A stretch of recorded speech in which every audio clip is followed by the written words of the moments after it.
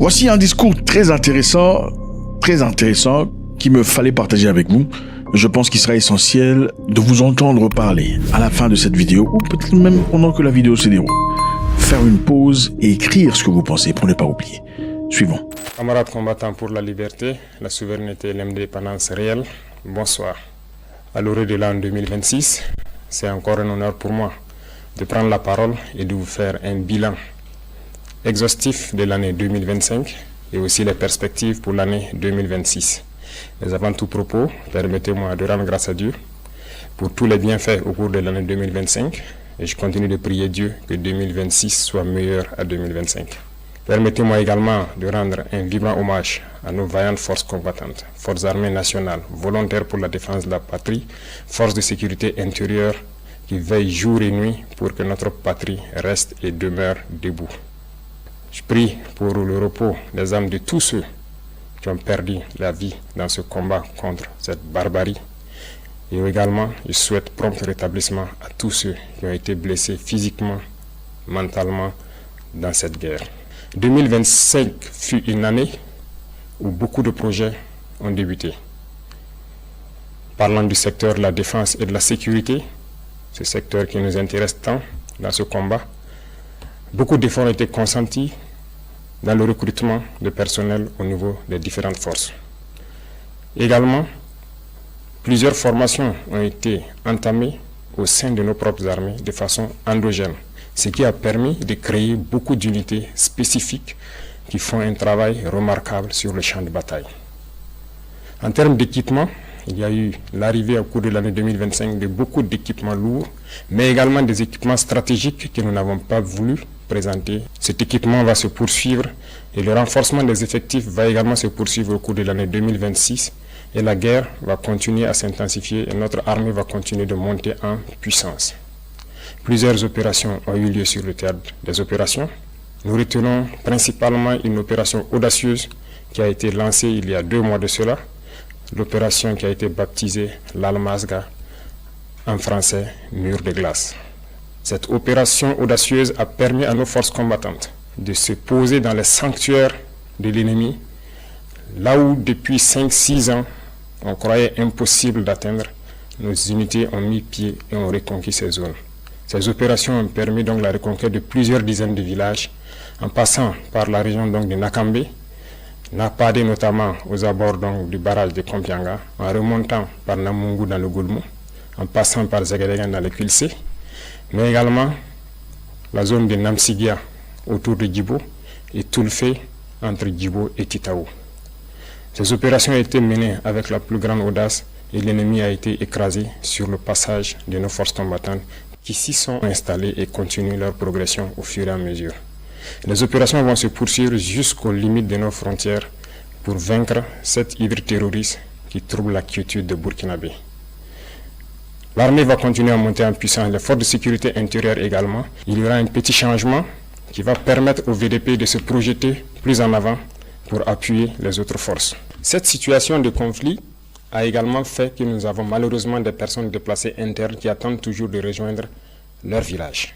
La reconquête se poursuit certes, mais au niveau de l'action humanitaire, nous avons entrepris un certain nombre de démarches au cours de l'année 2025, notamment en construisant des abris initialement pour ceux qui sont accueillis dans certains villages, mais pour ceux qui sont réinstallés, nous avons beaucoup d'efforts que nous avons consentis en reconstruisant des écoles, en faisant des fourrages, en aménageant des terres et pour pouvoir les réinstaller et qu'ils puissent vivre dignement au retour dans leurs villages respectifs.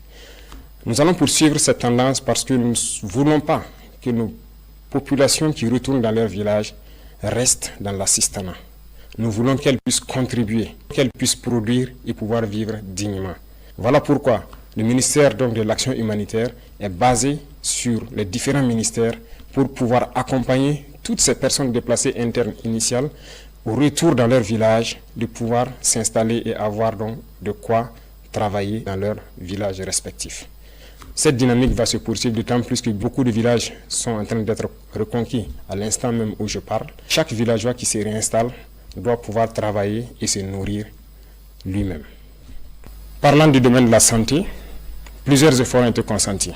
Il s'agit notamment donc de la construction de centres médicaux communaux, qui ont vu le jour en 2025 et cette dynamique va se poursuivre. Certains sont en phase de finition, mais d'autres sont donc en début de construction. L'équipement de ces centres va permettre de rehausser donc le niveau de l'offre de soins au niveau de nos populations. Pour les centres existants, le plateau technique a été amélioré en termes de laboratoire, en termes d'imagerie. Ces offres de soins vont continuer de s'améliorer au profit de nos populations, mais également au profit donc des populations de nos pays voisins, parce que le nombre de patients venus des pays voisins a connu donc un accroissement considérable au cours de l'année 2025, dû principalement à notre politique de revoir à la baisse les coûts des prestations de santé. Nous allons poursuivre dans cette dynamique au cours de l'année 2026, avec la pose aussi des pierres de 9 centres de santé à l'image du centre de santé de Pala. Toutes ces infrastructures vont donc connaître un début au cours de l'année 2026.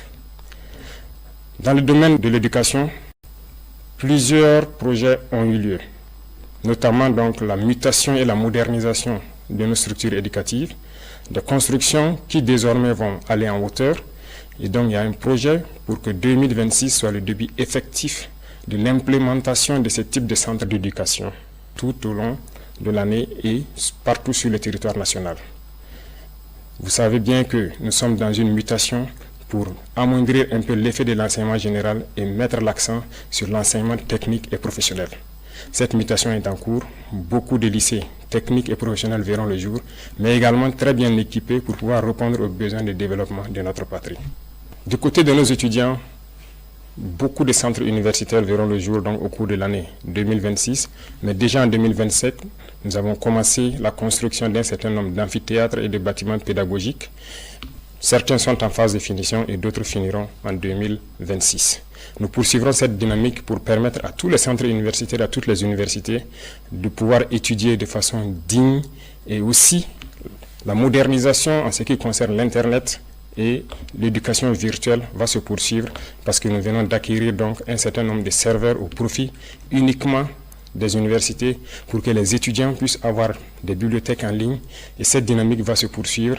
Les laboratoires vont continuer à monter en puissance et nous allons ainsi donner un espace à nos étudiants de faire des cours théoriques, mais également de faire la pratique et de s'exprimer pour que petit à petit, leur éducation passe d'une éducation théorique à une éducation pratique pour la production au profit de nos populations. Dans le domaine des infrastructures, beaucoup d'efforts ont été consentis. Au cours de l'année 2025, comme vous le savez, 4 régions ont bénéficié de leur brigade de construction des routes. D'autres équipements spécifiques de terrassement et également de bitumage sont arrivés. Et au cours de l'année 2026, s'il plaît à Dieu, 4 autres régions en début d'année seront dotées de brigades de construction des routes. Et ça sera le début effectif de construction d'un certain nombre de routes nationales et départementales, en plus des autoroutes qui sont programmées. Nous voulons aller à un rythme soutenu, ce qui nécessite que nous équipons toutes les régions avant de pouvoir nous projeter de façon efficace, comme cela a été le cas avec le lancement des travaux de l'autoroute. Nous avons opté de changer le modèle donc d'urbanisme. L'État va prendre en compte la construction de nos villes. Aujourd'hui, la construction de nos villes est un impératif parce que ce que nous vivons, le problème sanitaire est dû au fait qu'il n'y a pas d'assainissement dans nos villes. Les espaces sont trop grands et nous avons opté de construire en hauteur. 2026 verra le début de grands projets dans ce domaine d'urbanisation et de concentration des populations pour exploiter l'espace et pouvoir assainir pour que nos populations puissent vivre dignement et en très bonne santé dans des centres assez propres, côté environnement et côté sanitaire. Dans le secteur minier, 2025 a connu des innovations majeures. Il s'est agi pour nous de faire en sorte de nous approprier de nos ressources minières, ce qui a conduit l'État à d'abord s'approprier d'un certain nombre de mines en rachetant avec certains partenaires, mais également en se mettant à l'exploitation des mines tant industrielles que semi-mécanisées, à travers la création donc de la SOPAMIB. Également, les sorties d'or incontrôlées ont connu donc une baisse significative à travers la création de la SONASPE qui a permis d'avoir un contrôle tant sur l'orpaillage traditionnel que sur l'exploitation industrielle donc, de nos ressources minières.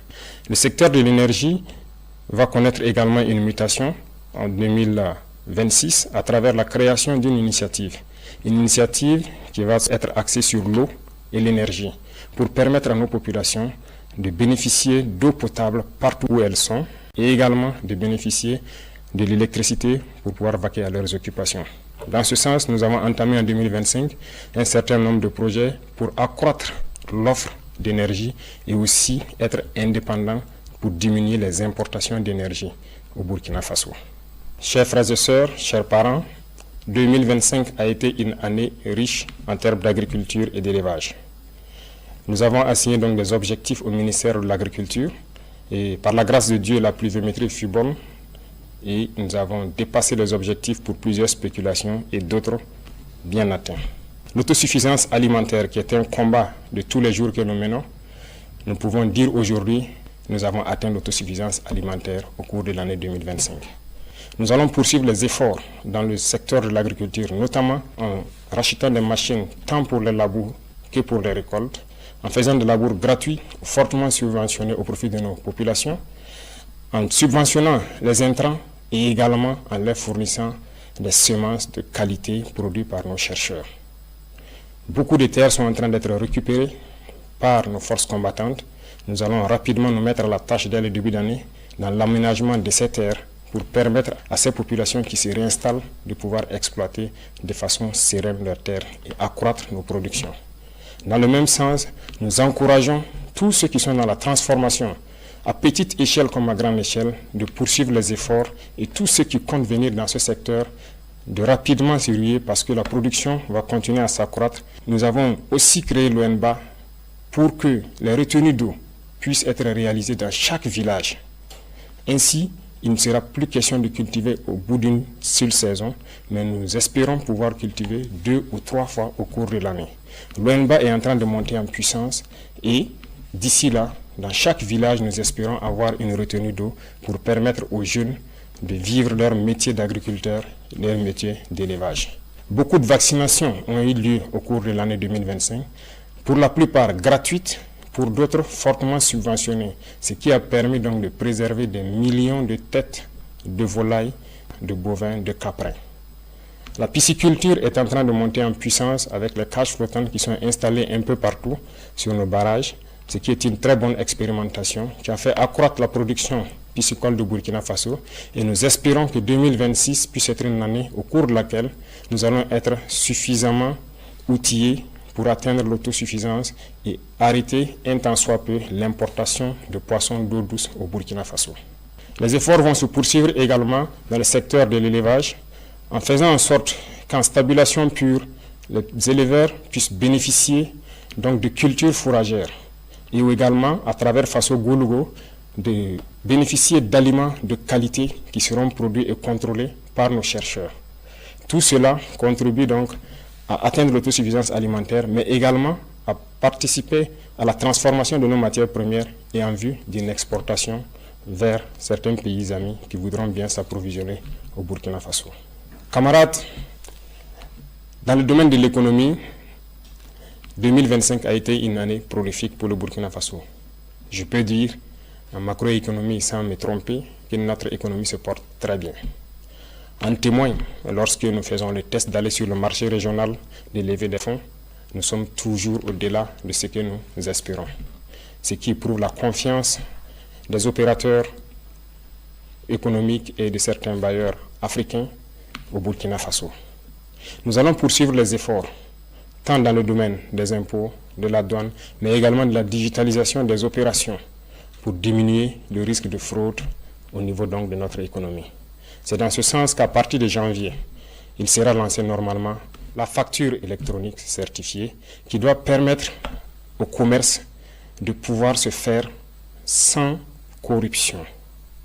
Et cela permettra donc encore d'accroître les recettes de l'État et de pouvoir mener un commerce sain au profit donc de nos populations. Nous allons poursuivre les efforts dans le domaine de l'économie à travers une économie saine qui doit permettre à ce que les investissements soient structurants et continuent à diminuer les dépenses de fonctionnement au niveau de l'administration. Les efforts consentis au niveau de l'agriculture, au niveau de la défense et dans tous les secteurs des infrastructures, notamment en prenant en compte la construction de nos infrastructures nous-mêmes, permettent de faire beaucoup d'économies d'échelle.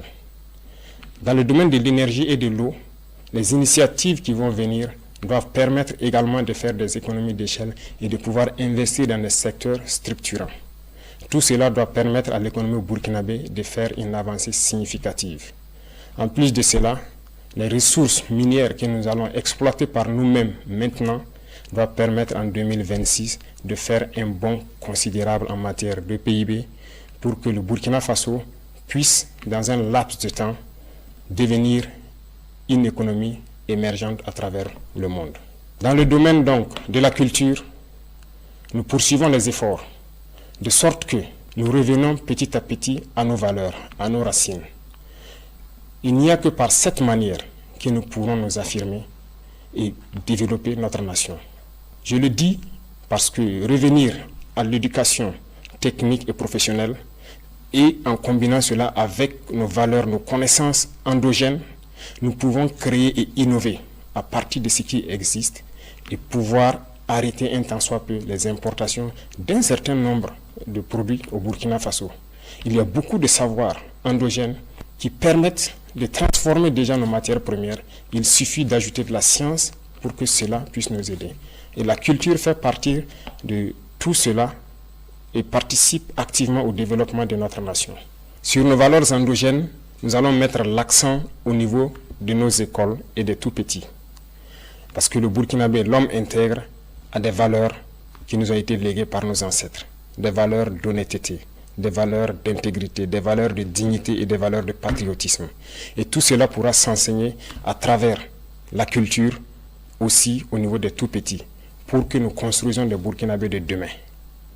Beaucoup d'événements culturels ont eu lieu en 2025, mais en 2026 également, beaucoup d'événements culturels auront lieu et il y a des grands projets dans le domaine de la culture. Mais tout cela, comme je l'ai dit, doit être axé sur nos valeurs ancestrales endogènes qui doivent permettre de créer de nouveaux Burkinabés basés sur nos propres valeurs. Tout cela doit faire la différence avec le Burkinabé que l'impérialisme a voulu bien construire au Burkina Faso. Le Burkinabé nouveau doit être quelqu'un qui se départit de toute corruption et qui doit mettre la patrie au devant de tout ce qu'il fait. C'est à ce sens que nous pourrons vaincre ce terrorisme qui nous menace également aujourd'hui, mais également pouvoir développer de façon consistante tout ce que nous produisons ici et pouvoir être une nation puissante et émergente. 2025 a été une année d'industrialisation également. Beaucoup d'unités industrielles ont vu le jour, notamment dans la transformation de nos matières premières, et beaucoup de ces unités ont été accompagnées par l'État à travers le Fonds burkinabé de développement économique et social, mais aussi des banques étatiques.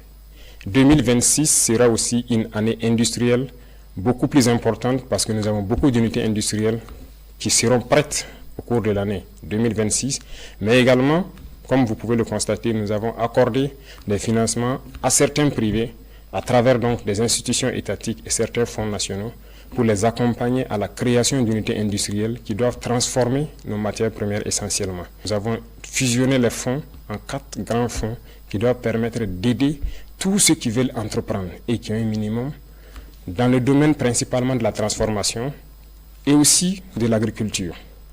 Ces domaines sont très importants pour nous parce que c'est en produisant et en transformant ce que nous produisons que nous pouvons devenir une nation puissante. Et donc l'État, en transformant ces fonds, veut avoir une marge importante pour pouvoir aider tous ceux qui sont du privé et également les entreprises nationales, étatiques, qui doivent émerger en 2026 pour que cette transformation de nos matières premières soit une réalité. Également le domaine du coton, qui autrefois était exporté brut, la première unité industrielle sera prête en 2026 et nous allons continuer avec d'autres unités industrielles pour transformer notre coton. Ceci dit, tout ce qui est matière première que nous produisons, nous allons essayer autant que possible d'installer des unités industrielles pour la transformation et 2026 sera une année où nous allons avoir un budget important à injecter au niveau des fonds pour aider tous ceux qui ont des projets structurants dans ce domaine. Dans le domaine du sport, nous avons investi beaucoup à travers donc, le Bureau national des grands projets, également à travers le ministère au cours de l'année 2025. Un stade est en construction à Bobo-Dioulasso et qui doit finir en début 2026.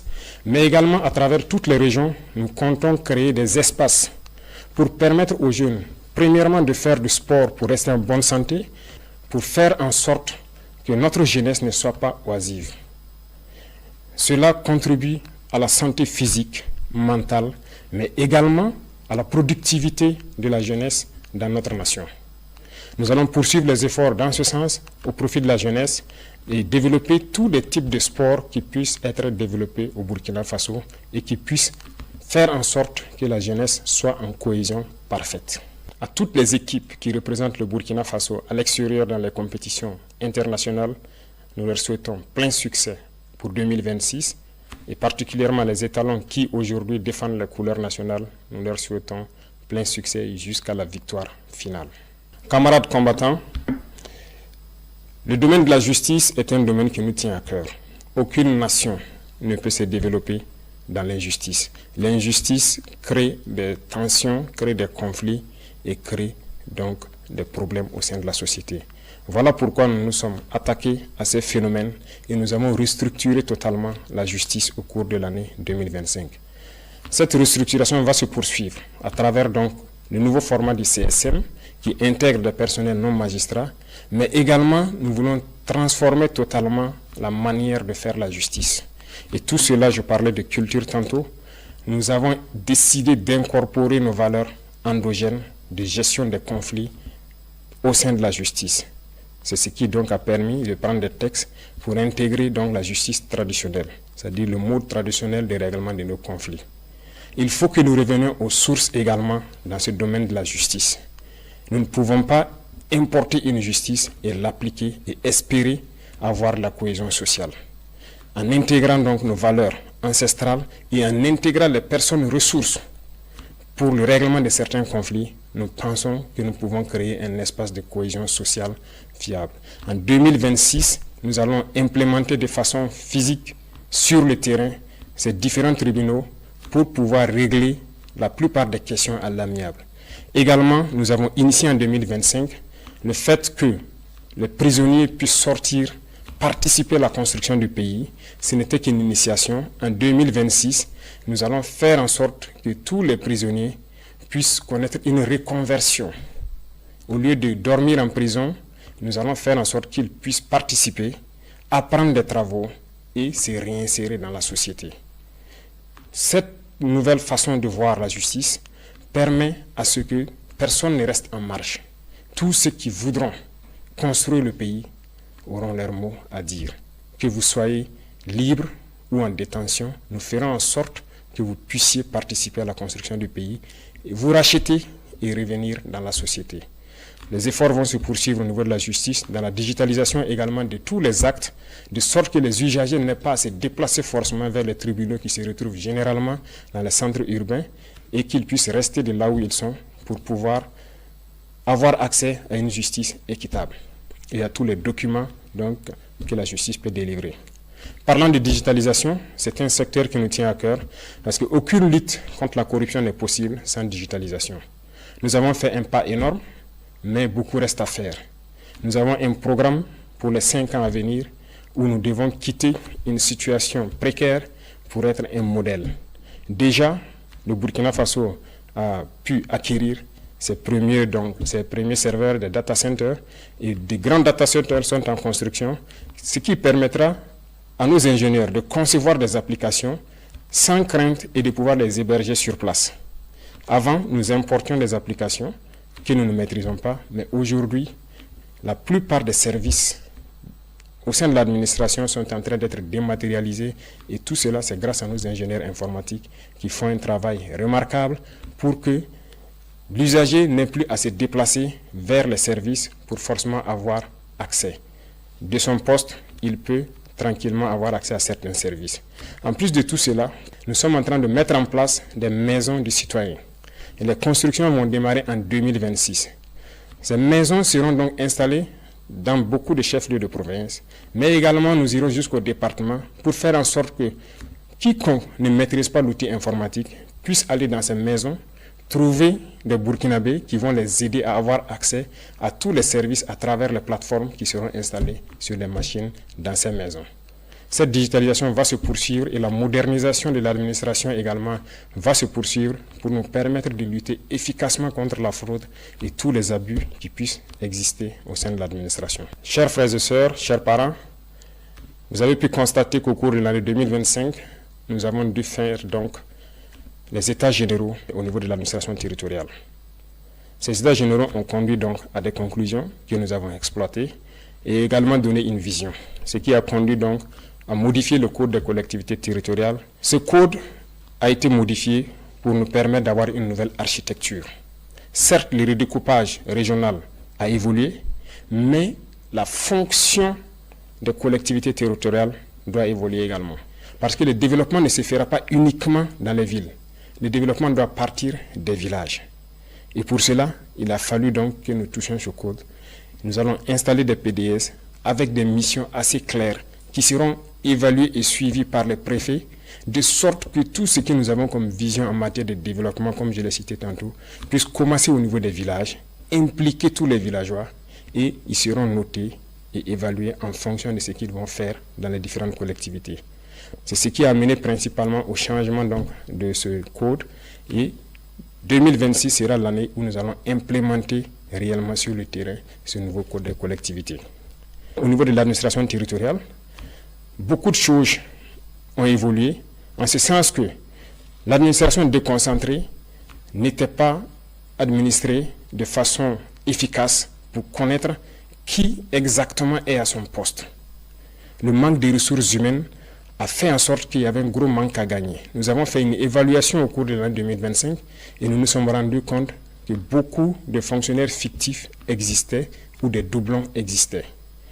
Le recrutement récemment, au cours de l'année 2025, de beaucoup donc, de personnel de ressources humaines doit permettre de les envoyer au niveau donc, régional pour ainsi faire en sorte que tout agent qui est affecté doit pouvoir travailler et contrôler à partir de la région. Et là, au niveau national, nous avons l'assurance que le service pour lequel il a été envoyé est rendu aux populations au moment donné. Cette modernisation va se poursuivre parce que ça doit s'accompagner d'une digitalisation. Du côté de la diplomatie, le Burkina Faso rayonne. Le Burkina Faso a allumé une lumière et cette lumière doit rester allumée pour toujours. Nous rayonnons à travers le monde et notre diplomatie est très active. Des changements auront lieu certes pour réorganiser le dispositif diplomatique à travers le monde entier parce que la géopolitique nous l'impose et cette réorganisation a déjà commencé en 2025 avec un certain nombre de réajustements dans le traitement donc, des diplomates, mais la réorganisation spatiale à travers le monde entier aura lieu en 2026. Nous allons rediriger notre diplomatie en fonction de la géopolitique actuelle qui vient notre pays. Le Burkina Faso est un pays ouvert pour tous les partenaires sincères, respectueux de notre souveraineté, de notre liberté et de notre dignité. Mais le Burkina Faso ne permettra à qui que ce soit, aucune puissance, de pouvoir nous imposer ce qu'elle souhaite. Voilà pourquoi nous devons continuer partout où nous sommes à faire en sorte que le drapeau du Burkina Faso flotte avec dignité. Et ceci pour m'adresser à la diaspora que je félicite pour ses actes patriotiques qui continuent de faire rayonner l'image du Burkina Faso à l'extérieur, de continuer à rester patriotique et intègre. Parce que lorsqu'on parle du Burkinabé, nous devons entendre l'homme intègre, l'homme digne, et c'est ce que nous voulons au niveau de la diaspora. Et les encourager à travers donc l'organisation au niveau du Haut Conseil de Burkinabé de l'extérieur à revenir investir au Burkina Faso, leur patrie. Et nous leur ouvrons les portes et nous allons mettre tous les mécanismes en place pour qu'ils puissent revenir et investir de façon sécurisée. Au niveau confédéral, le Burkina Faso poursuit sa contribution au niveau de notre espace commun qu'est l'AES. 2025 a été une année où on nous a confié une lourde responsabilité de conduire la destinée de la Confédération. Nous avons pris cette responsabilité et nous avons promis de faire en sorte que l'AES rayonne à travers le monde entier. Et nous allons tenir notre parole et ceci, nous demandons à tous les Burkinabés de faire en sorte que cette mission qui nous a été confiée puisse être donc conduite avec succès. Nous allons poursuivre les efforts de coopération, d'amitié avec tous les États, comme je l'ai dit, respectueux de notre souveraineté et faire en sorte que l'intérêt des peuples prime sur les intérêts au niveau politique. Camarades combattants pour la liberté, je tenais à féliciter tous les acteurs, qu'ils soient du monde de l'éducation, de l'agriculture, des infrastructures, du monde de l'économie, les agents de la santé, nos vaillantes forces combattantes, pour tous les efforts consentis au cours de l'année 2025. De continuer à mouiller le maillot, comme on aime le dire, à se sacrifier, à se donner corps et âme pour le bonheur de notre population. Car la seule chose qui importe pour nous, c'est le bonheur de nos populations. Tout acteur de l'administration doit avoir cela en tête et faire en sorte que ces actions quotidiennes contribuent au rayonnement de notre patrie. À tous ceux-là qui communiquent, qui combattent l'impérialisme à travers la communication, je les félicite et je les encourage à redoubler d'efforts. Parce que toutes les guerres de l'impérialisme commencent d'abord par la communication. Et pendant les guerres, la communication fait la différence dans les batailles. La communication est un maillon essentiel, est un maillon névralgique pour le succès des opérations. Poursuivez votre effort de communication, poursuivez votre effort à faire en sorte que leur désinformation ne puisse pas toucher nos populations. Je vous félicite parce que vous avez fait beaucoup d'efforts ces derniers temps en prouvant aux yeux de tout le monde que le Burkina Faso est debout. Et quand je parle d'acteurs de la communication, je parle du monde de la presse, qu'elle soit privée ou publique, et de tous ceux qui œuvrent à travers donc les médias sociaux à montrer une image saine du Burkina Faso. Et je remercie également tous ceux qui ont pris de leur temps, qui ont quitté l'extérieur, venir au Burkina Faso pour constater les réalités du Burkina Faso et qui ont pu le diffuser à travers leurs canaux pour faire comprendre à ces médias mensongers que ce qu'ils disent de notre patrie est totalement faux. Continuez dans ce sens parce que je le dis et j'insiste, la communication est un maillon névralgique dans le succès de notre lutte. Les révolutions passées n'ont pas abouti, nous connaissons les causes, mais nous ferons en sorte que cette révolution aboutisse pour le bonheur de nos populations. Le Burkinabé est intrinsèquement révolutionnaire. Voilà pourquoi toute la population doit mettre la main à la pâte, faire en sorte que la communication, l'intoxication et la désinformation de l'impérialisme ne passent pas. Pour tous ceux qui sont encore sceptiques, qui ne croient pas à la dynamique, je les invite à regarder un peu dans le rétroviseur. Dans le passé, il y a quelques années, comment était le Burkina Faso, à faire un mea culpa et voir exactement ce qui a été fait au bout de ces 3 années et rejoindre le bateau.